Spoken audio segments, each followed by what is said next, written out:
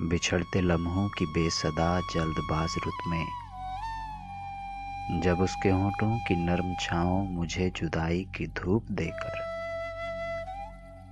हवास की उंगलियों से दामन छुड़ा रही थी। तमाम रस्मों तमाम कसमों की जलती शम्में बुझा रही थी। मैं उसकी आंखों में छोड़ आया था ख्वाब अपने, वो ख्वाब जिनकी तमाज़तों में तमाम सच था। वो ख्वाब तकमील आरज़ू की निशानियाँ थे। वो ख्वाब मेरी वफा की उजली कहानियाँ थे। मैं सोचता हूँ कि अब कभी चांदनी में भीगी हुई हवाएं,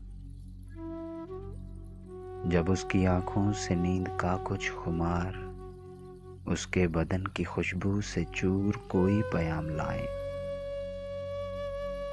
तो मैं भी मांगूं हिसाब अपने। मैं उसकी आंखों से मुस्कुराकर तलब करूं फिर से ख्वाब अपने। मैं उसको भेजूं अज़ाब अपने।